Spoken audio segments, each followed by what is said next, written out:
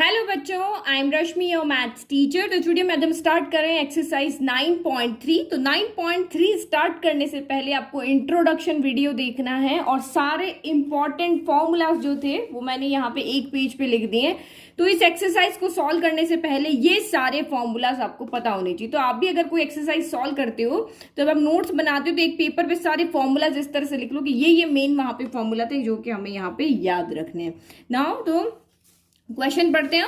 तो find the 20th and nth term of GP. यहाँ पे आपको एक जीपी दी हुई है, उसका आपको क्या कह रहे हैं, एक तो nth टर्म फाइंड करके बताओ, एक 20th टर्म यहाँ पे फाइंड करके बताओ।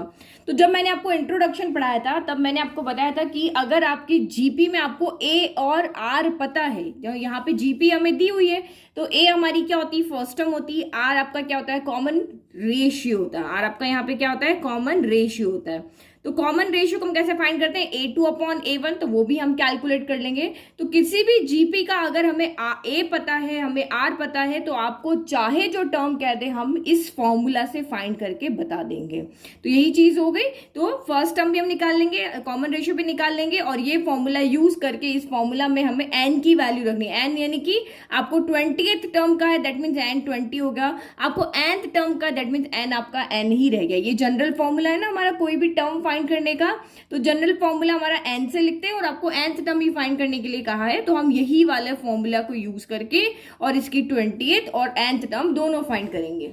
तो ये हमने जीपी लिख दिया। अब इसमें से फर्स्ट टर्म को हम ए से डिनोट करते हैं, तो ये हमारी फर्स्ट टर्म होती है, इसको हम A1 या इसको सेकंड टर्म A2 और ये थर्ड टर्म हमारी यहाँ पे A3 होगी। तो A1 का हो या A का हो एक ही बात है, ये 5/2 हो गई। अब हम यहाँ पे R फाइंड कर ले, कॉमन रेशियो। कॉमन रेशियो आपका क्या होता है, A2 अपॉन A1 होता है। तो A2 कितना आपका 5/4 हो गया, A1 कितना आपका 5/2 हो गया। तो ये डिवाइड के साइन को हम मल्टीप्लाई में चेंज कर देते हैं। तो ये मल्टीप्लाई में जब चेंज होगा तो 5/2 आपका क्या बन जाएगा, 2/5 बन जाएगा। 5 से 5 कैंसिल होगा, 2 के टेबल में 2 आता है 1 टाइम, 2 के टेबल में 4 आता है 2 टाइम। तो यहां से हमारा 1/2 बच गया, यानी कि R कितना आ गया, यहाँ पे 1/2 हो गया। अब जो टर्म हमें फाइंड करनी है उसके अकॉर्डिंग फॉर्मूला लिख ले। तो नाउ वी नो दैट कि कोई भी टर्म फाइंड करने का ये वाला फॉर्मूला होता है an equal to A R की पावर n-1। तो हमें 20th टर्म फाइंड करनी है, दैट मीन्स n की जगह पे हम यहाँ पे क्या रखेंगे, 20। तो a20 हमें यहाँ पे क्या करना है, फाइंड करना है। तो अब a20 फाइंड करना है, तो इस फॉर्मूले के अंदर 4 वेरिएबल है। हमेशा दिमाग में यही रखना है कि फॉर्मूले में 4 वेरिएबल है, किन्हीं 3 की वैल्यू में पता होनी चाहिए, तब हम चौथा यहाँ पे फाइंड कर लेंगे। तो इस फॉर्मूला में हमारा a है 5/2, इस फॉर्मूले में हमारा r है 1/2, और जो a20 मीन्स की n हमारा यहाँ पे कौन है, 20। तो वैल्यू पुट कर लो, तो ये आपका यहाँ पे हो गया a20 इक्वल टू, a की जगह पे आप वैल्यू रखो, तो ये हो गई 5/2, और r की जगह पे हम रखेंगे 1/2, और n-1 यानी कि 20 की पावर -1 हो गया। बस अब इसको पुट कर लिया और अब इसको बस सॉल्व करना है, यही हमारा सोल्यूशन है। तो ये देखो आपका 5/2 तो यहाँ पे एज इट इज रहेगा, 20 - 1 क्या हो जाएगा, 1/2 की पावर हो जाएगा 19। अब इसको सॉल्व करो, जब तक सॉल्व कर सकते हो तब तक सॉल्व करो। तो यहाँ 1 की पावर भी 19 हो जाएगा और 2 की पावर भी 19 हो जाएगा। तो 1 की पावर तो कुछ भी लगा लो वही रहता है, तो ये 5/2 इंटू 1/2 की पावर 19 हो जाएगा। तो जब हमें पता है कि जब हमारा बेस सेम होता है तो पावर क्या हो जाती है, ऐड हो जाती है। x इंटू यहाँ पे x की पावर 3, इसकी पावर 1 है, इसकी पावर 3 है, तो बेस आपके यहाँ पे सेम है। तो अगर बेस सेम है तो इनके जो सर पे जो पावर है वो दोनों ऐड हो जाती है, यानी कि x की पावर 1 + 3 यानी कि x की पावर क्या हो जाएगा, 4 हो जाएगा। तो सेम यहाँ पर पावर कितनी है, 1 है, लेकिन दोनों के बीच में मल्टीप्लाई का रिलेशन होना चाहिए। ये रिलेशन बीच में क्या होना चाहिए, मल्टीप्लाई होना चाहिए। तो 5 इंटू तो आपका 1 हो गया, और यहाँ पे 5 इंटू 1 आपका 5 हो गया, और यहाँ पे 2 की पावर 1 प्लस क्या हो गया, 19 हो गया। तो ये हो गया 5/2 की पावर 20 हो गया। तो अब आप सोचो कि मैम इतना बड़ा नंबर कैसे सॉल्व करेंगे, तो इसको सॉल्व नहीं करना है। जब भी आपकी पावर 8 से भी बड़ी हो जाती है ना, उसको हमें सॉल्व नहीं करना। इतना आपको यहाँ पे सीबीएसई ने बोला हुआ है कि इतने सॉल्यूशन को आप यहाँ पे, क्योंकि आप वो नहीं देखना चाहते कि आपको 2 की पावर 20 सॉल्व करना आता है, नहीं, उनको तो बस ये चाहिए कि आपको ये वाला इस तरह से सॉल्व करना आता है कि नहीं आता। तो यही हमारा यहाँ पे क्या हो गया, फाइनल आंसर हो गया। अब हम लास्ट में यहाँ पे क्या करें, n के लिए फाइंड करें। तो सेम अब आपको कहा nth टर्म फाइंड करके बताओ, तो n की जगह तो आपका n ही रह गया, a और r हम यहाँ पे पुट कर लेंगे। तो a तो वही रहा आपका 5/2, और r कितना रहा आपका 1/2 और पावर n-1 ही रहेगी, क्योंकि हमारा n तो है नहीं, हमको जनरल टर्म कह रहे हैं इस AP की। तो फिर अगेन सॉल्व करो, ये 5/2 हो गया इंटू यहाँ पे 1 के साथ पावर अलग कर दो तो 1 की पावर n-1 हो गया, यहाँ पे 2 के साथ पावर अलग कर दो 2-1 हो गया। तो 1 की पावर में तो कुछ भी हो हमेशा 1 ही रहता है, तो ये तो आपका 5 × 1 यानी कि ये 1 ही हो गया। और यहाँ पे क्या हो गया, देखो न्यूमरेटर से डिनोमिनेटर से कर रहे हैं, तो ये 2 पावर 1 इंटू 2 की पावर n-1 हो गया। तो अगेन यहाँ पे बेस सेम है तो पावर क्या हो जाएगी, ऐड हो जाएगी। तो ये 5 हो गया और यहाँ पे 2, तो ये दोनों पावर ऐड करो, देखो बीच में मल्टीप्लाई का रिलेशन है तभी ऐड होगी, तो 1 + n-1 हो गया। तो -1 से +1 आपका यहाँ पे कैंसिल हो गया, तो 5/2 की पावर n हो गया। ये हमारा यहाँ पे क्या हो गया, सोल्यूशन। तो समझ में आ गया, बहुत सिंपल क्वेश्चन है ये तो हैंस a पावर 20 हमारा 5/2 पावर 20 है और a n जो आया हमारा 5/2 पावर n आया। तो इजीली हमने इसको सॉल्व कर लिया। Now next question number 2, find the 12th term of a GP whose 8th term is 192 and the common ratio is 2। तो देखो जो लिखा हुआ वो दिख रही है हमें, यहाँ पे GP तो गिवन है नहीं, लेकिन आपको क्या कहा है, कोई एक GP है। लेट हम यहाँ पे कहते थे कि हमारी जो GP है वो A1 A2 A3 up to AN हमारी कोई यहाँ पर GP है। तो कह रहे कि find the 12th term of a GP, उस GP की आप यहाँ पे 12th टर्म फाइंड करो। तो हम 12th टर्म फाइंड कर लेंगे, उसमें क्या बड़ी बात है, A और R है अगर हमारे पास में, तो हम A12 या कोई भी टर्म यहाँ पे फाइंड कर सकते हैं। तो और यहाँ पे आपको कहा है कि जो वो GP है उसकी 8th टर्म जो है वो 192 है। दैट मीन्स आपको कहा है कि जो 8th टर्म है A8 है वो आपकी यहाँ पे 192 है एंड कॉमन रेशियो जो है वो आपका यहाँ पे 2 है। ये आपको यहाँ पे कहा है कि कॉमन रेशियो आपका 2 है, 8th टर्म 192 है, ये दोनों गिवन चीज है और ये हमें फाइंड करना है। तो फाइंड करना दैट मीन्स हमें क्या फाइंड करना है, टर्म फाइंड करना है। तो हम कौन से फॉर्मूला के पास जाएंगे, हमारे टर्म वाले फॉर्मूला के पास, AN = AR की पावर n-1। ये वाला फॉर्मूला लिखें। तो ये हमारे पास फॉर्मूला। अब ये कह रहा है आप 12th टर्म फाइंड करके बताओ। दैट मीन्स इस फॉर्मूला में जो n है वो हमारा कितना है, 12 है। तो पुट करो, तो A12 = क्या हो जाएगा, AR की पावर n-1 यानी 12-1 हो गया। तो A12 = कितना हो गया, AR की पावर 11 हो गया। तो हमेशा यही होता है, जो टर्म आपको फाइंड करनी है ना उससे एक R की पावर कम होती है हमेशा। तो इतना सारा बार बार लिखने की जरूरत नहीं। A12 कहा दैट मीन्स आपको AR11 फाइंड करना। अब इसके अंदर मुझे एक तो A चाहिए और एक R चाहिए। अगर A और R मुझे पता है तो मैं यहाँ पे A12 टर्म को फाइंड कर लूंगी। तो मैं कहाँ से लेकर गई, कोई GP तो मुझे दी हुई नहीं है, तो मैं क्या करूँ, A कहाँ से लाऊं, R कहाँ से लाऊं। तो मैं जो गिवन मुझे है मैं उसके पास में गई, जो गिवन मुझे है ना, ये R = 2 गिवन है, 8th टर्म 192 गिवन है, इनसे मैं हेल्प मांगने गई कि तुम मुझे R और A की वैल्यू निकाल के दो। तो R की वैल्यू तो सीधी की सीधी मिल गई। इसने कहा ये लो R की वैल्यू तो 2 आपको क्वेश्चन में ही गिवन है, तो R तो मुझे मिल गया यहाँ पर। अब मुझे चाहिए A, तो A के लिए मैं फिर से गई यहाँ पर। तो ये जो मेरी टर्म है यहाँ पे, ये A को देखो, इसने तो मुझे R की वैल्यू दे दी। अब इसको हम कहते हैं कि भाई तुम मुझे A की वैल्यू निकाल के दो। तो ये कह रहा है भाई मुझ में फॉर्मूला लगाओ, n की जगह पे आप 8 रखो। तो 8 रखोगे तो AR की पावर 8-1 यानी AR की पावर 7 हो जाएगा। और ये R की वैल्यू तो आपको पता ही है, इसमें पुट कर लो। A8 आपको पता ही है, पुट कर लो, यहाँ से आपका क्या आ जाएगा, A आ जाएगा। तो यहाँ पे हम क्या लिखें, हियर A8 जो है वो मेरे पास 192 है। तो फॉर्मूले के पास गए, A8 कितना हो जाएगा, n की जगह 8 रखो, यहाँ पे n कितना है इसके अंदर, n = यहाँ पे 8 है। तो AR की पावर 8-1 जो है वो मुझे 192 गिवन है। तो ये AR की पावर 7 जो हो गया ये मेरा 192 हो गया। अब यहाँ से R की वैल्यू इसमें पुट करें तो ये AR की पावर यहाँ पे R कितना है, 2 है, तो ये 2 की पावर 7 = कितना हो गया, 192 हो गया। तो अब इसको इधर लेके जाओ, हमें तो A की वैल्यू चाहिए तो इसको इधर भेजना पड़ेगा। तो ये 192 हो गया और नीचे कितना हो गया, 2 की पावर 7 हो गया। अब चाहो तो 2 की पावर 7 को खोल लो, या फिर आप यहाँ पे क्या कर दो, ये 192 मैंने एज इट इज लिख दिया और ये मैंने 2 × क्योंकि मुझे तो पता है ऊपर एक इवन नंबर है, ये भी इवन है, तो यहाँ से कुछ न कुछ तो मेरा यहाँ पे कैंसिल हो जाएगा। तब इसको 7 की पावर को 1 2 3 4 5 6 और ये 7 अलग करके लिख दिया। तो 2 से कैंसिल किया तो 2 की 9 टाइम और 1 बचा 6 टाइम, फिर 2 से अगेन कैंसिल किया 4 टाइम और फिर आपका यहाँ पे बच गया 8 टाइम, फिर 2 से कैंसिल किया 2 टाइम 4 टाइम, इस 2 से कैंसिल किया 1 टाइम 2 टाइम, फिर इस 2 से कैंसिल किया मैंने 6 टाइम, और इस 2 से मैंने कैंसिल किया तो यहाँ पे कितना आ गया मेरा 3 आ गया। तो बस अब ये बच गया, तो ये a मेरा यहाँ से कितना हो गया 3/2 आ गया। तो अब मुझे यहाँ पर a भी पता है और अब मुझे यहाँ पे r भी पता है। तो a और r पता है तो आप कोई भी यहाँ पे gp लिख सकते हो। तो हम फिर से इसके पास गए और इसके अंदर हमने वैल्यू को पुट किया। तो नाउ a12 आपका यहाँ पे कितना हो जाएगा, a कितना आया आपका यहाँ पे 3/2, और r तो आपको क्वेश्चन में वैसे ही गिवन था 2, तो 2 की पावर यहाँ पे हो गया 11। तो ये यहाँ पे मल्टीप्लाई मीन्स ये न्यूमरेटर में है, ये मैं समझ ला डिनोमिनेटर में। तो यहाँ एक पावर जब मल्टीप्लाई में दोनों सेम लेवल पे होते हैं, दोनों न्यूमरेटर में हो दोनों डिनोमिनेटर में, तो पावर ऐड हो जाती है। लेकिन अगर डिवाइड में हो, जैसे यहाँ पे देखो ये यहाँ पे x की पावर 3 अपॉन x की पावर यहाँ पे 2 कर देते, तो जब इस तरह से डिवाइड में होता है तो पावर सब्ट्रैक्ट होती है। जब ये वाला ऊपर जा रहा है तो 3 - 2 हो जाएगा, जब ये वाला नीचे आ रहा है तो 2 - 3 होता है। इस तरह से सॉल्व होता है।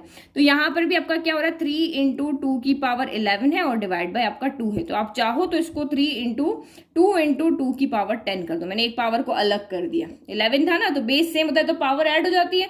तो 10 + 1 फिर से 11 हो जाएगा, नीचे आपका 2 है, तो इससे मैंने इसको यहाँ पे क्या कर दिया, कैंसिल कर दिया। तो अब मेरा सिर्फ यहाँ पे क्या बचा, 3 × 2 की पावर 10 बचा। तो अगर आपने यहां तक आंसर लिखा है तब भी राइट है, और अगर किसी बच्चे ने 2 की पावर 10 को सॉल्व करके और उसको लिखा दिया 1024, 2 की पावर 10 कितना होता है 1024 होता है, तब भी आपका यहाँ पे राइट है। यहां तक भी राइट है, यहां तक भी राइट है, बट पीछे जो आंसर दिया मुझे तो उससे मैच करना है। तो 4 3 12 का 2 कैरी 1, 3 2 6, और ये हो गया 7 0 3 1 3। तो ये मेरा यहाँ पे आ गया 12th टर्म। इजी हो गया। देखो a और r, बस आपके दिमाग में ये चीज होनी चाहिए कि मुझे कोई भी टर्म अगर बनानी है तो a और r ढूंढ के लाना है कहीं से भी। तो r तो दिया हुआ था, a हम इसकी हेल्प से लेकर के आ गए। नाउ नेक्स्ट, तो नेक्स्ट क्वेश्चन नंबर 3 जो हमारा है इस वीडियो का सबसे हलवा क्वेश्चन, यानी सबसे सिंपल क्वेश्चन। क्वेश्चन क्या कह रहा है, the 5th 8th and 11th term of a GP are p q and s, यानी कि 5th टर्म जो है वो p है, 8th टर्म है वो आपकी यहाँ पे q है, और जो 11th टर्म है वो आपके यहाँ पर s है। तब आप ये शो करके बताओ p² = ps, ये आपको यहाँ पे शो करके बताना है। तो जो गिवन है सबसे पहले वही लिख दें। 5th टर्म, टर्म की बात हो रही है, टर्म को हम किससे डिनोट करते हैं, an से डिनोट करते हैं, यही हमें पता है ना। टर्म को हम an से और टर्म्स के सम को हम sn से डिनोट करते हैं। तो यहाँ पे आपका क्या हो गया, a5 = हमें दिया हुआ है p, और फिर आपको a8 जो है वो आपको दिया हुआ है यहाँ पर q, और a11 जो आपको दिया हुआ है यहाँ पे वो है s हो गया। ठीक है, तो अब मुझे ये शो करना है q² = ps मुझे शो करना है। तो दैट मीन्स मुझे यहाँ पे वैल्यू पुट करके शो कर सकते हैं हम, और क्या कर लेंगे, तो यहाँ पे q की, p की, s की वैल्यू लेकर के आओ। तो p q s की वैल्यू अभी टर्म की फॉर्म में है, तो हम तो टर्म को फॉर्मूला के अकॉर्डिंग चेंज कर सकते हैं। हमें तो यहाँ पे फॉर्मूला पता है ना कि यहाँ पर कि an = a r की पावर n - 1 होता है। अगर मैं p की जगह पे यहाँ पे अभी से रख दूं वैल्यू, तो a5 को तो फिर भी सॉल्व करना पड़ेगा ना, हम कैसे इसको शो करेंगे। तो a5 के अकॉर्डिंग अगर आप देखो तो n = यहाँ पे 5 रखो, तो ये क्या हो जाएगा 5 a × r की पावर 5 - 1। और मैंने आपको पहले ही बताया कि यहाँ अगर 5th टर्म की बात हो रही है तो r की पावर 1 कम हो जाती है, 8th टर्म की बात हो रही है तो r की पावर 1 कम हो जाएगी, और यहाँ पे अगर 11th टर्म की बात हो रही है तो यहाँ पे r की पावर 1 कम हो जाएगी। तो a5 को हम यहाँ पे क्या लिख देंगे, a5 को हम यहाँ पे लिख देंगे ar की पावर 4, और ये हमारा यहाँ पे हो गया p। तो ये वैल्यू की फॉर्म में आ गया ना, अब हमारे लिए सॉल्व करना इजी हो जाएगा। तो ये आपका नेक्स्ट हो गया ar की पावर 7, ये आपका यहाँ पे हो गया q, और ये आपका इसको सॉल्व किया तो ये हो गया ar की पावर 10, ये हो गया हमारा s। तो हमने थोड़ा सा इसको सिंपल फॉर्म में चेंज कर दिया ताकि हम यहाँ पर इसको शो कर सकें। आपको टर्म कहा है तो टर्म को आप ओपन कर दो, अगर आपको टर्म की बात कह रहे हैं तो हम इसको यही इसी तरह से सोच के करोगे ना कि टर्म कह रहा है 5th टर्म कह रहा है, दैट मीन्स 5th टर्म कौन होगी, तो ar की पावर 4 होगी। अगर मुझे फाइंड करने के लिए कहते तो मुझे बस a और r चाहिए और मैं यहाँ पे 5th टर्म को फाइंड कर लेती। अगर मेरे पास a और r होता तो मैं 8th टर्म को भी फाइंड कर लेती। तो ये तो मेरा यहाँ पे हो गया, लेकिन इस क्वेश्चन में हमें फाइंड करने को नहीं कह रहे हैं, आपको शो करने को कह रहे हैं। Now we have to show, अब हमें क्या शो करना है, now we have to show, अब हमें यहाँ पे क्या शो करना है कि q² = ps, ये शो करके दिखाओ। तो हम लेफ्ट हैंड साइड ले लें, 1 बाय 1 लेके देखते हैं। अगर पहले लेफ्ट को सॉल्व करते हैं फिर राइट को सॉल्व करते हैं, अगर वो इक्वल आ जाते हैं तो हमारा शो हो जाएगा। तो ये लेफ्ट हैंड साइड को हमने लिया, लेफ्ट हैंड साइड हमारा यहाँ पे क्या है, q² है। तो q की वैल्यू यहाँ पे कितनी है, ar की पावर 7। का स्क्वायर, तो यानी कि पावर अंदर को लेके चले जाओ तो a की पावर स्क्वायर हो जाएगा और यहाँ पे r की पावर 7 का भी स्क्वायर हो जाएगा।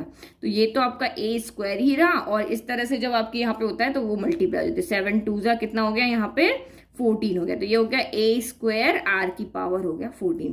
अब इसी तरह से हम राइट हैंड साइड को भी सॉल्व कर लें, तो राइट हैंड साइड मेरी यहाँ पे क्या है ps है, तो वैल्यू पुट करो। p की वैल्यू कितनी है यहाँ पे a r की पावर 4 है, s कितनी है a r की पावर यहाँ पर 10 है। तो सॉल्व करो, a के पास जाएगा तो ये a के पास चला गया, r के पास जाएगा तो r की पावर 4 इंटू आर की पावर यहाँ पे 10 हो गया। तो ये आपका कितना हो गया a इंटू a क्या होता है a स्क्वायर होता है, बेस सेम होता है, पावर ऐड हो जाती है 1 + 1 यहाँ पे 2 हो गई, और यहाँ r की पावर यहाँ बेस में पावर ऐड हो जाएगी तो 4 + 10 हो जाएगी। तो ये हो गया आपका a स्क्वायर r की पावर 14। तो ये हो गया हमारा PS। तो फर्स्ट को हम देखें और अगर सेकंड को देखें तो दोनों का राइट इक्वल है तो लेफ्ट भी इक्वल हो जाएगा। तो आप यहाँ पे क्या लिखोगे, from first and second we have LHS equal to RHS। From first and second हम देख रहे हैं कि दोनों के राइट इक्वल है, तो means LHS equal to RHS हो जाएगा। तो दैट मीन्स हमने यहाँ पे प्रूव करके दिखा दिया कि Q स्क्वायर इक्वल टू आपका हो गया PS, hence we have shown. समझ में आ गया? तो आप यहाँ पे सोचो कि आपके दिमाग में ये चीज कैसे आएगी। तो देखो मुझे यहाँ पे जो शो करना है उसकी वैल्यू में यहाँ से पुट कर दूं तो ये शो हो जाएगा। तो बस मैंने क्या किया, PQS की वैल्यू तो निकाली, वैल्यू निकाली, यहाँ पुट की और मेरा यहाँ पे ये शो हो गया। कितना सिंपल क्वेश्चन था। Now next, now question number 4, the fourth term of a GP is square of its second term. तो क्या कह रहा है आपका, किसी भी GP की फोर्थ टर्म को हम किससे डिनोट करते हैं, A4 से। तो A4 जो है वो GP का वो क्या है, is square of its second term, जो इसकी सेकेंड टर्म है उसकी स्क्वायर के इक्वल है। तो सेकेंड टर्म को हम A2 से लिखेंगे। तो क्वेश्चन आपको क्या कह रहा है कि जो फोर्थ टर्म है वो इसकी सेकेंड टर्म के स्क्वायर के इक्वल है, यही आपको दिया हुआ है। ठीक है, तो मैंने वर्ड में लिख लिया ताकि आपको अच्छे समझ में आए कि फोर्थ टर्म ऑफ GP जो है वो इक्वल है स्क्वायर ऑफ इस सेकंड टर्म। देखो किसी भी क्वेश्चन को जब आप यहाँ पे पढ़ते हो तो आपका मोटिव एक तो फर्स्ट ही होना चाहिए कि एक तो कौन सा फॉर्मूला हमें लगाना है, तो वो आपके दिमाग में आना चाहिए। तो जब भी टर्म की बात होती है तो टर्म वाला फॉर्मूला आप यहाँ पर लिखे हो, एक तो टर्म होगा या सम होगा। तो टर्म हमारे पास यहाँ पे आ गया। तो ये कह रहा है कि A4 जो है वो A2 यानी फोर्थ टर्म जो है वो सेकंड टर्म के स्क्वायर के इक्वल है। Now and the first term is -3, और क्या कह रहा है, फर्स्ट टर्म यहाँ पे -3। तो फर्स्ट टर्म को हम किससे डिनोट करते हैं, जो आपकी फर्स्ट टर्म होती है उसको हम डिनोट करते हैं A से। ठीक है, तो मैंने फर्स्ट टर्म लिया, डिटरमाइन इट्स सेवेंथ टर्म। अब आप ये आपको कह रहा है कि आप सेवेंथ टर्म फाइंड करके बताओ, यानी कि A7, इसी को हम यहाँ पे क्या कहेंगे, सेवेंथ टर्म। ये हमें यहाँ पे फाइंड करके बतानी है। तो सेवेंथ टर्म मतलब इस n की जगह पे आप यहाँ पे क्या लिख दोगे, 7। तो वैसे भी आपको पता है अब अगर 7 कह रहे तो AR की पावर अब 6 आएगा, क्योंकि n की जगह जब हम 7 रखेंगे तो ये AR की पावर यहाँ पे क्या हो जाएगा, 6 हो जाएगा। मतलब सेवेंथ टर्म चाहिए यानी कि AR की पावर 6 हमें फाइंड करना है। तो इसके लिए एक तो मुझे A चाहिए और एक मुझे यहाँ पे R चाहिए। A और R अगर मुझे पता है तो मैं इजीली यहाँ पे सेवेंथ टर्म बना दूंगी। तो पहली चीज तो ये फॉर्मूला कौन सा लगाना है, दूसरी चीज ये कि जो हमें कैलकुलेट करना है उसके लिए किस किस की वैल्यू चाहिए। तो हमें सेवेंथ टर्म कैलकुलेट करना है, इसके लिए हमें एक A चाहिए, एक R चाहिए। तो A तो आपको क्वेश्चन में ही गिवन है, A -3, तो आप -3 यहाँ पे पुट कर सकते हो, लेकिन R कहाँ से लेकर के आए। तो ये जो हमें दो गिवन थे, पहले वाले ने तो हमारी हेल्प कर दी, हमें A की वैल्यू दे दी। अब R के लिए हम दूसरे के पास जाते हैं, तुम मेरी हेल्प करो, मुझे R की वैल्यू निकाल के दो। तो ये भी यही कहेगा भाई A4 थे तो मुझे फॉर्मूला में चेंज करो। तो ये A4 यानी n की जगह 4 रखा है ना, तो यहाँ भी 4 रख के इसको सॉल्व करो। तो A4 आपका यहाँ पे क्या हो जाएगा, AR³ हो जाएगा। अब तो समझ में आ रहा है ना, ये देखो AR4 - 1 A³ हो जाएगा। और ये A2 कौन हो जाएगा, तो AR की पावर 2 - 1, तो ये आपका यहाँ पे हो जाएगा AR हो जाएगा, और ये इसका स्क्वायर हो जाएगा। यही हो जाएगा ना, यहाँ से हमें R की वैल्यू चाहिए तो इनको R में चेंज भी तो करना पड़ेगा, चेंज करेंगे तभी तो ये हमें R की वैल्यू देगा। अब देखो इसको हमने R में चेंज कर लिया, अब हमारे पास A की वैल्यू तो है, A की वैल्यू हम यहाँ पे सीधे से पुट कर सकते हैं, लेकिन इसको पहले थोड़ा सा सॉल्व कर लेते हैं। तो ये AR³ इक्वल टू यहाँ पे स्क्वायर अंदर गया तो A² और ये R² हो गया। अब यहाँ पे क्या करते हैं, हम RR को एक तरफ ले लेते हैं, AA को एक तरफ ले लेते हैं। तो ये पावर बड़ी है ना, बड़ी के पास में छोटे को लेके आते हैं, यहाँ मल्टीप्लाई है तो इधर जाके डिवाइड में हो जाएगा, और ये छोटा है तो इसको हम इधर लेके आते हैं तो ये भी यहाँ पे डिवाइड में हो जाएगा। तो ये देखो ऊपर 3r है, नीचे 2r है, तो 2r कैंसिल हो जाएंगे, इधर सिर्फ एक r बचेगा। यहाँ पे 2a है, यहाँ 1a है, तो ये कैंसिल हो जाएगा, यहाँ सिर्फ a बचेगा। तो ये क्या कह रहा है, ये आपको इसने आपको कह दिया कि r जो है वो a के इक्वल है। ये आपको क्या कह रहा है, देखो ये चीज आपको नहीं समझ में आई है तो मैं आपको देखो वापस समझाती हूँ। यहाँ पे ये यहाँ पे इसको या तो हम उस वाली चीज से देखें कि जब ये r³ है और ये r² है, जब डिवाइड में होता है तो पावर सब्ट्रैक्ट हो जाती है, ये ऊपर जाएगा तो 3 - 2 हो जाएगा। ठीक है, 3 जब मल्टीप्लाई में होता है तो ऐड होती है, डिवाइड में होता है तो सब्ट्रैक्ट होती है। तो ये r = हो गया, और नहीं तो r³ को हम क्या लिख सकते हैं, r लिख सकते हैं, r² को हम r लिख सकते हैं। इस r से ये कैंसिल, इस r से ये कैंसिल, सेम उधर भी हो जाएगा। दोनों तरीके से आप यहाँ पे सॉल्व कर सकते हो। तो ये कह रहा है भाई r जो है वो a के इक्वल हो गया, तो हैंस जो a है वो भी -3 है एंड जो r है वो भी -3 है, दोनों ही -3 है। अब कह रहा है अब सारी वैल्यू हो गई, अब हमें जो चाहिए वो हम फाइंड करके ना। 7th टर्म आपकी यहाँ पे क्या हो जाएगी, 7th टर्म हमारी यहाँ पे हो जाएगी a7। तो a7 के लिए हम यहाँ पे क्या लिखेंगे, a7 में फॉर्मूला लगाओ, n की जगह 7 है तो ar⁻7 - 1, तो ar⁻7 - 1 हो गया। तो यानी कि ar⁻ यहाँ हो गया 6। नाउ वैल्यू पुट करो, a की जगह भी -3, r की जगह भी -3⁻6 हो गया। तो यहाँ देखो दोनों नंबर सेम है, बेस सेम होता है तो पावर यहाँ पे क्या हो जाती है, ऐड हो जाती है। तो ये -3 यहाँ पे 1 + 6 हो गया।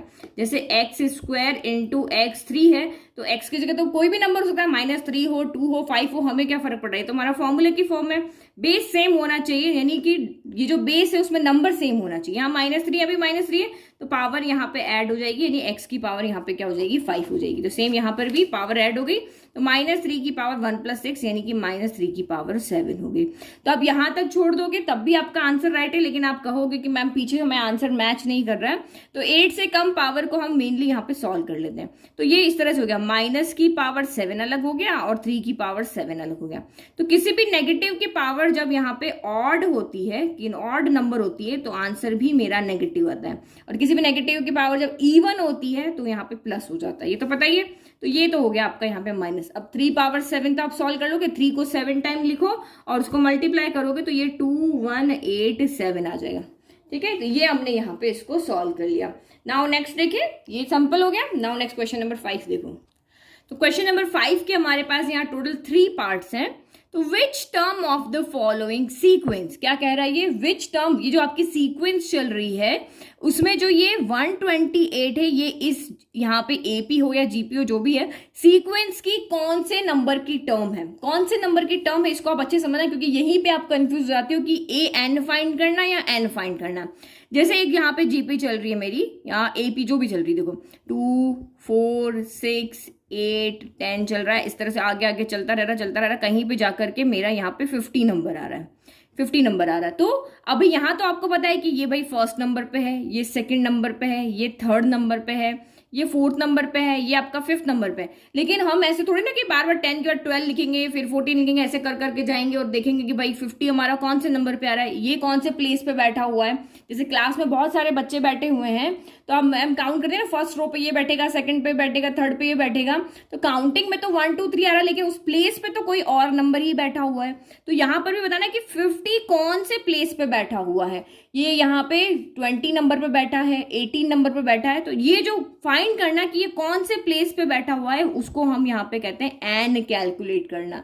तो एपी में भी एन कैलकुलेट करने का, यानी कोई भी टर्म फाइंड करने का या उसमें एन कैलकुलेट करने का भी यही फॉर्मूला होता है, A N equal to a plus N minus 1 into D होता है। और अगर यही हमारी जीपी होती तो जीपी के लिए हमारे पास फॉर्मूला होता है A N equal to A R की पावर एन माइनस 1, आपको यहाँ पे दिया हुआ है।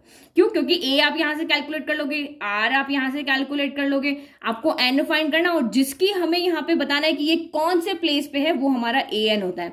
हम लेट करते कि भाई तुम nth प्लेस पे हो, अभी नहीं पता तो हम इसको एक वेरिएबल तो देंगे कि ये कहेगा मैं कहाँ जाके बैठूं, मेरे पास कोई जगह नहीं है, कहाँ जाके बैठूं, तो हम इसको कहेंगे अभी तुम nth प्लेस पे जाकर के बैठ जाओ, और अभी मैं थोड़ी देर में आपको n की वैल्यू बता दूंगी कि आपको 19th जगह पे बैठना है, 15 जगह बैठना है। अभी तुम्हारे जब तक तुम्हारे पास तुम्हारी जगह नहीं है, तुम nth प्लेस पे जाकर के बैठ जाओ।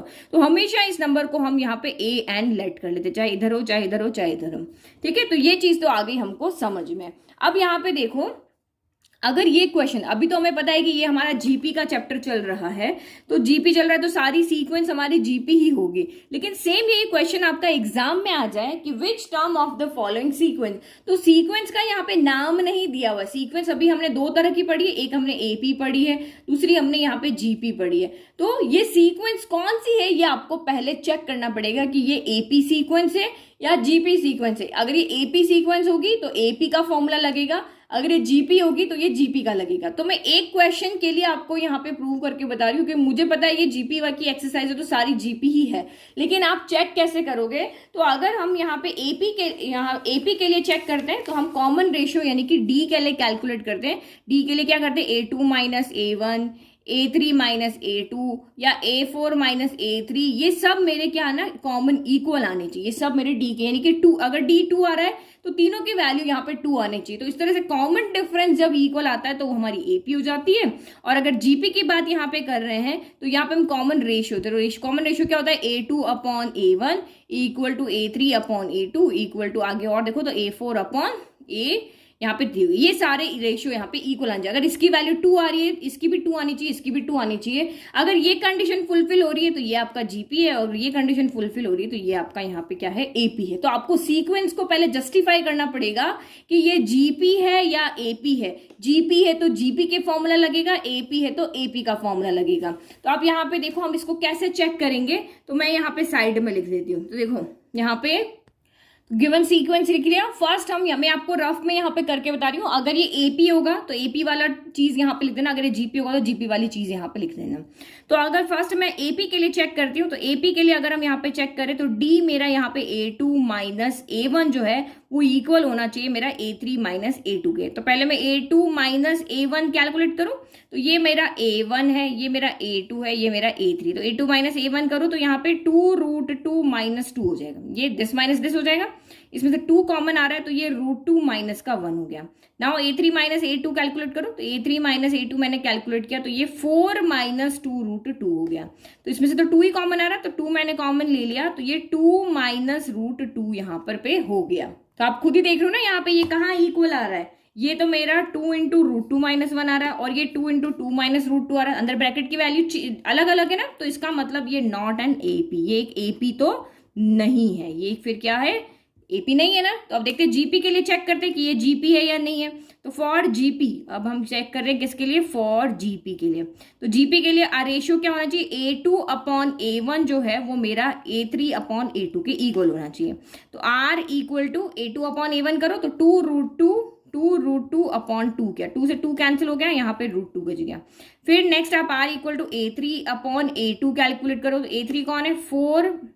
4 अपॉन 2√2 है, तो 4 से तो ये कैंसिल हो गया 2, डिनोमिनेटर में यहाँ पे ये देखो A3 अपॉन A2 किया, 4 अपॉन 2√2 किया, 2 से 4 कैंसिल हो गया 2 टाइम, तो ये अभी क्या बचा? 2 अपॉन √2 बचा। लेकिन डिनोमिनेटर में हम कभी भी रूट नहीं छोड़ते हैं, तो उसको आप चाहे रैशनलाइज कर लो या फिर आप यहाँ पे क्या कर दो कि 2 को भी हम ऐसे लिख सकते हैं। देखो ऐसे हम 2 को √2 इंटू √2 भी यहाँ पे लिख सकते हैं ना, 3 इक्वल टू √3 इंटू √3, क्योंकि 2 की पावर हाफ, 2 की पावर हाफ, बेस से में पावर ऐड हो जाती है, हाफ प्लस हाफ 1 हो जाएगा। तो मैंने यहाँ पे लिखा 2 को √2 इंटू √2 लिखा, रैशनलाइज ना करके ऐसे कर देते, ये कैंसिल हो गया। तो यहाँ पे R जो मेरा A3 अपॉन A2 था ये भी मेरा √2 आ गया। तो आप यहाँ पे क्या देख रहे हो कि जो यहाँ पे मैंने A2 अपॉन A1 कैलकुलेट किया वो मेरा √2 आ रहा है और A3 अपॉन A2 कैलकुलेट किया वो भी मेरा √2 आ रहा है। दैट मीन्स ये आपकी यहाँ पे क्या है? दोनों कंडीशन में R आपका इक्वल आ रहा है, तो इट इज जीपी। ये आपका यहाँ पे क्या है? जीपी है। अब जीपी तो हमें पता चल गई, तो ये हमारा जो सीक्वेंस है वो क्या है? एक जीपी है। तो इस तरह से आपको जब भी सीक्वेंस दे तो आपको इस तरह से लिखना। अगर मेरा ये एपी होते तो मैं एपी वाली टर्म्स को यहाँ पे लिख लेती, ये हमेशा आपको करना है। नाउ अब ये आपको कह रहा है कि 128 है, उसको बताओ वो कौन सी जगह पे जाकर के बैठे।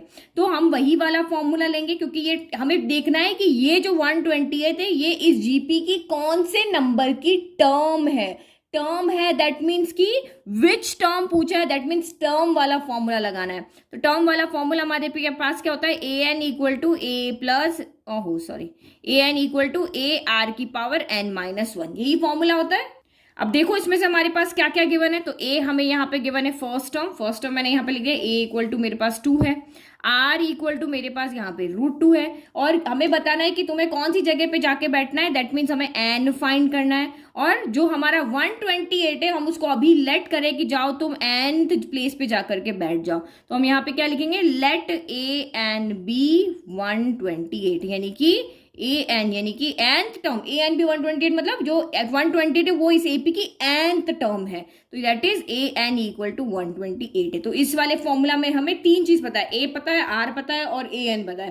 तो सिर्फ एन हमें फाइंड करना, वैल्यू पुट करो, ए एन की जगह रखा 128 इक्वल टू ए रखा 2, आर की जगह पे रखा हमने √2 और ये रखा मैंने n-1। अब बस इसको सॉल्व करना है तो सॉल्व कर लेते हैं। इस 2 को मैं इधर लेके चली जाती हूँ, तो ये 2 को मैं इधर लेके गई तो 128/2 इक्वल टू √2 की पावर n-1 होगा। 2 से ये कैंसिल करो, 2 6 12, 2 4 8, यानी कि ये आपका कितना हो गया 64 इक्वल टू √2 n-1 हो गया। अब यहां से अगर मुझे n की वैल्यू निकालनी है तो हमेशा इस तरह के क्वेश्चन आपके जब भी आते तो ये सोचो कि इधर जो है एज इट इज हमें इधर बनाना है। यहाँ पे देखो ये पावर में है ना, √2 की पावर में n-1 है, तो यहाँ भी मुझे या तो √2 बनाओ या फिर 2 बनाओ। तो देखो एक चीज यहाँ पे क्या कर सकते हैं, मैं √2 को 2 कर सकती हूँ। कैसे कर सकती हूँ, ये जो रूट होता है ओनली रूट, इसका मतलब क्या होता है 2 की पावर क्या होता है 1/2 होता है, यही होता है ना, 2 की पावर 1/2 ही होता है। तो अब आपके दिमाग में यहाँ पे ये चीज आनी चाहिए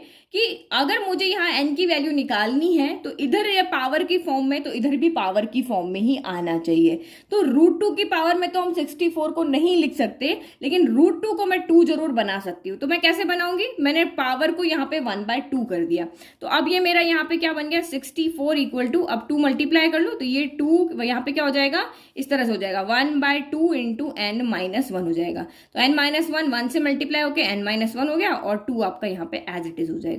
अब इजी हो गया, सिंपल हो गया। तो अब मैं यहाँ पे क्या करती हूँ, 64 को तो मैं 2 की पावर में लिख सकती हूँ, तो मैंने 64 को फैक्टर बना ली, 2 3 6, 2 2 4, फिर अगेन ये 16 टाइम आ गया, फिर आपका यहाँ पे 2 हो गया और ये आपका यहाँ पे 8 टाइम, अगेन 2 हो गया, ये 4 टाइम 2 और ये 2 और ये 2 टाइम, यानी 2 की पावर कितनी होगी 1 2 3 4 5 6 हो गई। तो यानी कि यहाँ पे 64 जो हो गया वो 2 पावर 6 इक्वल टू आपका यहाँ पे क्या हो गया 2 की पावर n-1/2। तो जब हमारे यहाँ पे नंबर सेम होंगे तभी हम पावर को सॉल्व कर पाएंगे। अगर यहाँ 2 आ रहा है यहाँ 3 आ रहा है तो हम इसको सॉल्व नहीं कर पाएंगे। तो इन क्वेश्चंस में आप ध्यान रखना। तो ये वाली जो हमारी टर्म है ना, इसके बाद में आपको कंफ्यूज नहीं होना। आप सिर्फ यहाँ पे ये सोचो कि हमें लेफ्ट में और राइट में सेम नंबर की पावर में इसको चेंज करना है। तो 64 तो मुझे पता है मैं 2 की पावर में ही लिख सकती हूँ, तो मुझे यहाँ भी 2 की पावर में ही बनाना पड़ेगा। 64 को √2 की पावर में तो नहीं लिख सकते, तो 64 को मैंने 2 की पावर में फैक्टर बना के लिख सकते हैं, तो मैं √2 को 2 की फॉर्म में लिख देती हूँ। तो मैंने पावर को यहाँ पे 1/2 कर दिया, सॉल्व कर लिया। अब इधर भी मेरा यहाँ पे क्या आ गया 2 आ गया और इधर भी मेरा यहाँ पे 2 आ गया। और हमें पता है कि इक्वल के दोनों साइड, लेफ्ट और साइड राइट साइड में अगर बेस सेम है तो उनकी पावर भी इक्वल होती है। क्यों, तो आप यहाँ पे देखो, अगर 3 power x equal to 3 power y है तो ये इक्वल कब होगा, जब x इक्वल टू y होगा। अगर मैं x की जगह 2 रख रही हूँ तो y की जगह मुझे 2 रखना पड़ेगा। अगर x की जगह 5 रख रही हूँ तो y की जगह भी 5 रखना पड़ेगा, क्योंकि 3 पावर 5 के ही इक्वल होगा और किसी के इक्वल यहाँ पे नहीं होगा। अगर मैं यहाँ पे लिखूँ कि 2x की पावर यहाँ पे मैंने n ले ली और इधर 2x की पावर मैंने यहाँ पे m ले ली, तो ये कब इक्वल होगी, अभी तो पावर की फॉर्म में, लेकिन कौन सी वैल्यू के लिए इक्वल होगी, जब n इक्वल टू m होगा तभी बीच में ये इक्वल आएगा। अगर n is not equal to m है तो ये इक्वल नहीं होगी। तो सेम यहां पर भी ये कब इक्वल आएगी, जब 6 जो होगा वो n-1/2 के इक्वल होगा। तो नाउ यहां पे हम क्या कर देंगे, हम यहां से कंक्लूजन निकाल लेंगे, अगर बेस सेम है दैट मीन्स पावर भी सेम होगी। तो 6 इक्वल टू n-1/2 होगा। बस अब इसको सॉल्व कर लो और हमारी यहाँ पे n की वैल्यू आ गई। तो 2 को उधर लेके जाओ, 6 इंटू 2 हो गया, तो 2 उधर लेके गए इक्वल टू n-1 हो गया। तो 6 इंटू 2 कितना हो गया 12 इक्वल टू n-1 हो गया। तो हमें n की वैल्यू यहाँ पे चाहिए, तो ये आपका यहाँ पे -1 उधर जाएगा, तो ये 12 + 1 हो गया इक्वल टू n हो गया, यानी कि n इक्वल टू यहाँ पे कितना हो गया 13, यानी कि जो 128 है वो इस जीपी की कौन से नंबर की टर्म है, 13th नंबर की टर्म है। मतलब अब हमने 128 को कह दिया कि ये फर्स्ट नंबर बैठा है, ये सेकंड बैठा है, थर्ड बैठा है, तुम जाके 13th नंबर पे बैठ जाओ। हमने इसको इसकी जगह बता दी। ठीक है, तो बस ये क्वेश्चन ऐसे ही है कि हमें यहाँ पे बताना है कि इनकी जगह कौन सी, किसकी जगह पे जाकर के ये बैठे। तो ये 13 हमारा 128 आ गया। नाउ नेक्स्ट देखो, तो नेक्स्ट सीक्वेंस आपका क्या हो गया, √3 अब आपको बता रहा है 729 कहाँ पे जाके बैठे। तो हम यहाँ पे n फाइंड करना कि इसकी प्लेस कहाँ पे इसकी प्लेस है, वो हमें फाइंड करना है। तो सेम आपको जैसे मैंने यहाँ पे किया, पहले आपको इसको शो करना पड़ेगा कि ये एक जीपी है, लेकिन अब मैंने कहा बाकी 2 क्वेश्चन में मैं शो नहीं करूंगी, आप सेम एज इट इज इसको शो करके दिखाना कि ये एक जीपी है। मैं सीधा यहाँ पे n फाइंड कर रही हूँ। तो 729 मुझे बताना कौन सी जगह पे जाके बैठे। तो मैंने इसको कहा कि अभी तुम जाके nth जगह पे जाकर के बैठ जाओ, यानी कि हम कर रहे हैं कि इस जीपी की जो nth टर्म है, ये फर्स्ट, ये है सेकंड, ये है थर्ड, ये fourth, fifth, six, seven, eight, और nth नंबर पे जो टर्म आएगी वो मेरी 729 है। इसको आप क्या कहोगे, ये फर्स्ट पे है, ये सेकंड पे, थर्ड पे, और ये हमारी nth प्लेस पे है। यही तो इसका प्लेस ही तो हमें फाइंड करना है। तो nth प्लेस फाइंड करना, तो वही हमारा फॉर्मूला an, क्योंकि ये कौन से नंबर की टर्म पूछा है तो हम टर्म वाला ही फॉर्मूला लगाएंगे, AR⁻n-1। अब इसमें से हमें क्या क्या पता है, n तो हमारा यहाँ पे n ही है, a मतलब आपकी फर्स्ट टर्म आपकी √3 है, r आप निकालो यहाँ पे A2/A1, तो ये आपका यहाँ पे हो गया 3/√3 हो गया। डिनोमिनेटर में √3 नहीं रखते, तो या तो आप इसको रैशनलाइज कर लो या फिर 3 को हम √3 × √3 लिख सकते हैं। तो एक √3 से √3 कैंसिल हो गया, ओनली √3 बच गया। कैसे भी करो, रैशनलाइज करो, ऐसे करो, कैसे भी करो, यही आंसर आएगा। तो n हो गया, a हो गया, n तो n ही है, a गिवन है, r गिवन है, और nth टर्म यानी an जो है वो हमने 729 लिया। तो ये 3 वैल्यू तो हमें यहाँ पे पता है, √3 पता है, यानी कि a = √3, r = भी √3, और an हमें पता है। 3 वैल्यू हो गई। अब इसमें आप यहाँ पे पुट कर दो, तो an आपका कितना है, 729 = a कितना है, तो वो है √3, और r भी है आपका √3, और पावर है n-1। तो वही हमें शो करना है। तो सिर्फ आपको कुछ नहीं करना, लेफ्ट में भी पावर में और राइट में भी पावर में लिखना, लेकिन इक्वल नंबर की पावर होनी चाहिए। अगर √3 बन रहा है तो √3 की पावर होगी, 2 होगा तो 2 की होगी, 3 होगा तो 3 होगी। लेफ्ट और राइट में हमेशा एक नंबर की पावर की फॉर्म में आपको इसको लेकर के आना है। तो सबसे पहले आप यहाँ पे देखो, अभी इस वाले क्वेश्चन में तो क्या था कि यहाँ पे तो आपका 2 आ रहा था, सिंपल 2 आ रहा था ना, √2 तो था नहीं, ये तो हमारा √2 है, ये 2 था, तो मैंने इस 2 को इधर भेज के इसको सॉल्व कर दिया। लेकिन इस कंडीशन में यहाँ पे क्या हो रहा है कि ये √3 है, √3 को हम उधर भेज के कोई फायदा नहीं, क्योंकि √3 तो इसको डिवाइड करेगा नहीं। तो हम यहाँ पे क्या करते हैं, यहाँ पे बेस सेम है, बीच में मल्टीप्लाई का रिलेशन है, तो पावर क्या हो जाएगी, यहाँ पर ऐड हो जाएगी। तो √3 की पावर यहाँ पे क्या हो जाएगी, 1 + n-1 हो जाएगी। ये √3 ये भी √3, दोनों पावर यहाँ पे क्या हो जाएगी, ऐड हो जाएगी। तो 729 = √3 + 1 से -1 कैंसिल हो गया, √3 की पावर होगी यहाँ पर n। तो 729 को हम √3 की पावर में तो नहीं चेंज कर सकते हैं। अगर मैं 729 के यहाँ पे फैक्टर भी बनाती हूँ, तो देखो 3, 9 + 2 11, 11 + 7 18, यानी जिसका सम 3 से डिवाइड होता है वो नंबर ऑब्वियस 3 से डिवाइड होगा। तो 3 की टेबल 2 टाइम आया, 1 बच गया, 4 टाइम, 3 3 9। अगेन 3 की टेबल में ये वाला 8 टाइम आया, फिर 1 टाइम। अगेन 3 की टेबल में ये आपका आया 2 टाइम, और ये 21 यानी 7 टाइम। फिर 3 की टेबल में आया 9 टाइम, फिर आपका 3 की टेबल में आया 3 टाइम और 1। यानी कि अगर मैं 729 को लिखती हूँ तो 1 2 3 4 5 6, यानी कि 3 की पावर यहाँ पे 6 हो रहा है। तो ये तो मेरा 3 की पावर 6 हो गया, तो इधर भी मेरे को 3 की पावर 6 बनाना पड़ेगा। तो मैं रूट को यहाँ पे क्या कर सकती हूँ, 1/2 लिख सकती हूँ, इस तरह से लिख सकती हूँ। तो ये 3/6 = 3 की पावर n × 1 n/2 हो गया। अब मेरे इक्वल के दोनों तरफ बेस अगर सेम है तो पावर भी सेम होगी। जब पावर यहाँ 6 है तो यहाँ भी 6 होगा, जब भी तो मेरा यहाँ पे इक्वल आएगा, अदरवाइज कहाँ से आएगा। तो दिस एम्प्लाइज 6 = आपका यहाँ पे क्या हो जाएगा, n/2 हो जाएगा। तो 2 को उधर लेके चले जाओ, तो 6 × 2 = आपका n हो जाएगा। तो यानी कि यहाँ से 12 आया, यानी कि अब हमने 729 को क्या कह दिया कि तुम जो हो इस एपी की 12th नंबर की टर्म हो, तुम जाके 12th नंबर पे बैठो। तो यानी कि A12 जो है वो मेरा 729 है। सिंपल, इतना सिंपल क्वेश्चन था ना। नाउ नेक्स्ट इसका लास्ट पार्ट करते हैं, और वीडियो का भी लास्ट क्वेश्चन है ये। नाउ सी पार्ट 1/3, 1/9, 1/27, ऐसे ऐसे आगे चलते जा रहे और एक ही टर्म यहाँ पे आ गई। अब इसकी प्लेस बताओ भाई, तुमको किस जगह पे बैठा है। ये हमारे घर पे आया, इसकी मतलब इस सीक्वेंस के घर पे गया, इसको बोला अब मैं कहाँ पे बैठूं, तो ये अभी कहा है अभी तो तुम nth प्लेस पे जाकर के बैठ जाओ, तो अभी हमने इसको क्या कहा है, nth प्लेस पे जाकर के बैठ जाओ। अभी हम तुमको n की वैल्यू निकाल के देते हैं कि तुमको कहाँ जाकर के बैठना है। तो वही आपको कहा है कि ये जो टर्म है ये इस एपी की कौन सी टर्म है, सेम वही क्वेश्चन है। तो कौन सी टर्म की बात आ रही है, तो हम टर्म वाले फॉर्मूले के पास जाएंगे, यही हमारी यहाँ पे हेल्प कर सकता है। तो हमने यहाँ पे ये वाला फॉर्मूला लिया है, तो अगेन हमारे पास इसमें 4 चीजें हैं, 4 में से 3 हमें पता होनी चाहिए। तो ए एन हमें पता है, हमने इसको कहा है ना कि भाई तुम तो इस जीपी के अभी nth टर्म पे जाके बैठ जाओ, तो ये हमारा nth टर्म पे जाके बैठ गया, यानी ए एन हो गया। ए यहाँ पे कौन हो गया, फर्स्ट टर्म यानी कि 1/3 हो गया। आर कौन होता है, तो A2 अपॉन A1 होता है, तो A2 कौन है, 1/9 अपॉन 1/3। सॉल्व करो, 1/9 डिवाइड के साथ को मल्टीप्लाई में किया, 1/3 3/1 हो जाएगा। तो 3 के टेबल में 3 आया 1 टाइम, 9 आया 3 टाइम, तो 1 × 1 1 हो गया और 3 × 1 3 हो गया। तो ए एन हो गया, ए हो गया, आर हो गया, और एन तो हमें यहाँ पे वैसे ही फाइंड करना है, इसी के लिए तो सारा तामझाम कर रहे हैं। नाउ वैल्यू पुट करो, तो ए एन की जगह पे रखा हमने 1/19683 रखा, इक्वल टू ए कितना है, तो ये 1/3 है, और आर कितना है, तो 1/3 की पावर n-1 है। ठीक है, अब यहाँ पे ये रूट में नहीं है, आप चाहो तो इसको इधर भेज सकते हो, और अगर आप चाहो तो इसको यहाँ पे बेस सेम है, यहाँ पे बेस 1/3, यहाँ पे बेस 1/3 है, तो पावर को सीधे से ऐड भी कर सकते हो, जो आपकी चॉइस है आप वो यहाँ पे कर सकते हो।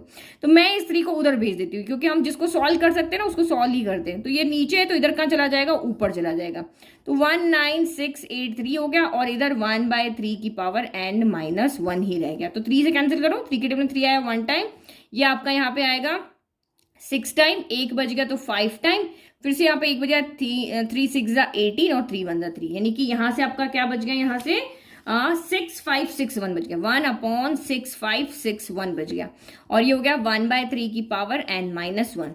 अगर ये 1/3 की पावर में है तो इसको भी 1/3 की पावर में ही लिखना पड़ेगा, तभी हम यहाँ से n की वैल्यू निकाल सकते हैं। तो हम फैक्टर बनाते हैं, 6561 के फैक्टर बनाते हैं, देखते हैं।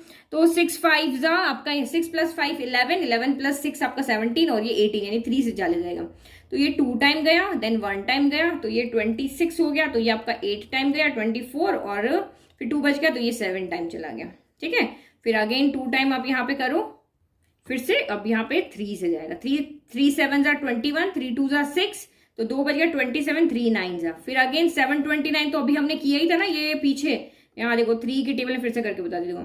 2 टाइम गया, 1 बज गया 12, 4 टाइम गया 9, 3 टाइम गया, अगेन 3 के टेबल में 8 टाइम गया, 1 टाइम गया, 3 के टेबल में 9 टाइम गया, नहीं 9 टाइम नहीं, यहाँ पे 27 टाइम जाएगा, यस 27। अब 3 के टेबल में ये 9 टाइम गया, फिर 3 के टेबल में 9 गया, 3 टाइम 1, यानी 1 2 3 4 5 6 7 8 हो रहा है, यानी कि हम यहाँ पे 6561 को क्या लिख सकते हैं, 3 की पावर 8 लिख सकते हैं। तो ये मैंने लिखा यहाँ पे 1/3 की पावर 8 कर लिया। तो मुझे 1/3 की पावर में बनाना, तो मैं 1 की पावर भी 8 कर दूं, क्या फर्क पड़ रहा है उससे, 1 की पावर 8 करने से कोई फर्क पड़ रहा है क्या, नहीं पड़ रहा। तो जैसे इधर लिखा हुआ है वैसा का वैसे आपको इधर बनाना है। तो ये 1/3 की पावर कॉमन मैंने 8 लिख दिया।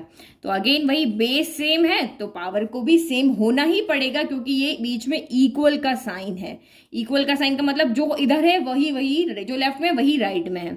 तो जब बेस सेम है तो दैट मीन्स पावर भी सेम होगी। तो 8 = n-1 हो गया, -1 उधर लेके चले जाओ तो यहां से क्या हो गया, n = आपका 9 हो गया। यानी अब हमने इस नंबर को कह दिया कि अभी हमने तुमको nth प्लेस पे बिठा रखा था ना, अब तुम जाकर के इस जीपी के अंदर कौन सी प्लेस पे जाकर के बैठ जाओ, 9th प्लेस पे। तुम इस जीपी में कौन सी प्लेस पे हो, तो 9th प्लेस पे हो। ये फर्स्ट पे है, ये सेकंड पे, थर्ड पे, और ये 9th पे है। तो ये आपका n होता है और ये आपका a9 होता है। समझ में आ गया, दोनों में कंफ्यूज नहीं होना है। तो ये हमने इसको सॉल्व कर लिया, बस बाकी सारा सिंपल है। बस यहाँ पे आप ध्यान रखना कि पावर हमें दोनों तरफ में इक्वल करनी होती है, तभी हम n की वैल्यू को यहाँ पे कैलकुलेट कर सकते हैं। तो ये हो गए हमारे 5 क्वेश्चन सॉल्व। अब नेक्स्ट हम चलो 6th भी इसी वीडियो में सॉल्व करते हैं। 6 बहुत सिंपल है। तो for what values of x the number 2/7 x और -7/2 आर इन जीपी। तो आपको बताना है x की कौन सी वैल्यू आप यहाँ पे इंसर्ट करोगे कि ये जो तीनों टर्म है ये आपकी यहाँ पे जीपी में रहे। तो -2/7 x और -7/2, तो x की क्या वैल्यू रखूं, x की 1 रखूं, 2 रखूं, 3 रखूं, ऐसी क्या वैल्यू रखूं कि ये आपका जीपी में रहे। तो जैसे हमने अरिथमेटिक मीन किया था कि किन्हीं भी दो नंबर के बीच में आपको एक नंबर इस तरह से इंसर्ट करो कि वो तीनों एपी में रहे, वैसे ही हमने जीपी में भी किया है कि किन्हीं दो नंबर के बीच में अगर आप कोई एक नंबर इस तरह से इंसर्ट करो कि वो आपका जीपी में रहे, तो हमने वहां पे फॉर्मूला पढ़ा था G equal to under root A B. उस जी को फाइंड करने का यहाँ पे ये फॉर्मूला था, यहाँ पे ए को फाइंड करने का फॉर्मूला था ये मीन वाला, sum of observation divide by number of observation. और ज्योमेट्रिक मीन की जब बात आ रही थी, क्योंकि जब सिर्फ एक नंबर की बात होती है तो हम सीधा ये ज्योमेट्रिक मीन वाला फॉर्मूला लगा लेते हैं। तो ज्योमेट्रिक मीन का फॉर्मूला यहाँ पे क्या होता है, under root of A b हो जाता है। तो बस सिंपल हो गया हमारा क्वेश्चन। जब भी किसी जीपी आपको यहाँ पे फाइंड करनी हो इस तरह से कि किन्हीं दो नंबर के बीच में सिर्फ एक नंबर को इंसर्ट करना है, तो उसको हम इस फॉर्मूला से सीधा का सीधा कैलकुलेट कर लेंगे। आगे हमें इसको कहीं पे जाने की जरूरत नहीं है। अब किसी को फॉर्मूला नहीं याद है ना, तो वो भी कर सकता है। मैं दोनों तरीके बताती हूँ। तो फर्स्ट हम यहाँ पे लेट करते हैं, जो हमारा यहाँ पे ए है वो -2/7 है और जो बी है वो -7/2 है। तो देन आपका यहाँ पे जो बीच का नंबर आएगा एक्स आएगा, वो आपका यहाँ पे क्या होगा, ज्योमेट्रिक मीन होगा। ज्योमेट्रिक मीन होगा एक्स यहाँ पे, तो इसको फाइंड करने का फॉर्मूला होगा हमारे पास under root of A B होगा। तो वैल्यू पुट कर लो, तो ये हो गया -2/7 और ये हो गया -7/2। 2 से 2 कैंसिल हो गया, 7 से 7 कैंसिल हो गया। तो यहाँ पे सिर्फ क्या बचा, एक -1 बचा, इधर भी -1 बचा। देखो 2 के टेबल में 2 आया 1 टाइम, 7 के टेबल में 7 आया 1 टाइम। तो माइनस माइनस क्या हो जाता है आपका, प्लस हो जाता है, और 1 × 1 1 हो जाता है। तो रूट से 1 बाहर आके 1 हो जाएगा। मीन्स इस x की वैल्यू जब रूट से बाहर आएगा तो हमारे पास यहाँ पे +1 भी होगा और -1 भी होगा। ठीक है, तो इसका मतलब x की वैल्यू यहाँ पे क्या हो सकती है, एक +1 हो सकती है और यहाँ पे क्या हो सकती है, -1 हो सकती है। तो ये तो जिसका फॉर्मूला याद है उन्होंने कर लिया। अब इसने कहा दूसरा मेथड देखो, ये तो मेथड फर्स्ट हो गया। ठीक है, आपको यहाँ पे शो करके दिखा रहा है, कह रहा है कि आप ऐसा x इंसर्ट करो कि ये आपके जीपी में रहे। तो हमने मान लिया कि हमने ऐसा एक इंसर्ट कर दिया कि बीच में कि ये अब तीनों जीपी बन गए हैं। अगर ये जीपी बन गए हैं तो इनका कॉमन रेशियो जो होगा वो यहाँ पे सेम होगा। इन दोनों का कॉमन रेशियो और इन दोनों का कॉमन रेशियो यानी कि A2 अपॉन जो A1 होगा वो मेरा A3 अपॉन A2 के इक्वल होगा। ये बात तो हमें पता है ना कि अगर कोई यहाँ पे सीक्वेंस दिया हुआ, अगर वो जीपी में है तो उनके कॉमन रेशियो इक्वल होंगे। अगर कोई सीक्वेंस दिया और वो एपी में है तो उनका कॉमन डिफरेंस इक्वल होगा। तो यहाँ पे आपने क्या कर दिया, जो R होगा वो A2 अपॉन A1 मेरा A3 अपॉन A2 के इक्वल होगा। तो A2 अपॉन A1 की वैल्यू रखो x अपॉन -2/7 और A3 कौन है, -7/2 अपॉन यहाँ पे x हो जाएगा। आप क्रॉस मल्टीप्लाई करो, हमें x की वैल्यू चाहिए ना, तो इसी को बस सॉल्व करना, x इंटू एक्स, तो ये हो गया x² इक्वल टू -7/2 से, ये देखो x इंटू एक्स, x² हो गया, -7/2 से कौन जाके मल्टीप्लाई हो जाएगा, -2/7 मल्टीप्लाई हो जाएगा। 2 से 2 कैंसिल हो गया 1 टाइम, 7 से 7 कैंसिल हो गया 1 टाइम। तो x² कितना आया, माइनस माइनस क्या होता है, +1 हो गया। लेकिन x का जब यहाँ पे स्क्वायर इधर आके रूट बनेगा, क्योंकि हमें तो x की वैल्यू चाहिए ना, तो स्क्वायर इधर आके जब यहाँ पे रूट बनेगा तो प्लस माइनस का साइन आएगा। तो x की वैल्यू 2 आ रही, +1 भी और -1 भी। तो देखो दोनों तरीके मैंने बता दिया आपको। चाहे तो आप फॉर्मूले वाले मेथड से करो, फॉर्मूला वाला मेथड नहीं पता है तो आप सीधा जो हमें बेसिक पता है कि ये अगर जीपी में होंगे तो इनका कॉमन रेशियो इक्वल होगा, वहां से लेकर के भी आप इस वैल्यू को निकाल सकते हो। बट अगर आपके 1 मार्क के क्वेश्चन आते हैं, हमें फटाफट से इसको सॉल्व करना, आप ये फॉर्मूला याद यहाँ पे रखो। फॉर्मूला याद करने से हम फटाफट जल्दी से क्वेश्चंस को सॉल्व कर सकते हैं कि फॉर्मूले में बस ए बी की वैल्यू रखा, सॉल्व किया और ये हमारा आंसर यहाँ पे आ गया इजीली। तो ये हमारा मेथड 1 हो गया और ये मेथड यहाँ पे 2 हो गया। दोनों मेथड से आप इसको सॉल्व कर सकते हो। तो आई होप आपको ऑल 6 क्वेश्चंस अच्छे से समझ में आए। अगर समझ में आए तो चैनल को लाइक शेयर सब्सक्राइब करना ना भूलें। Thank you.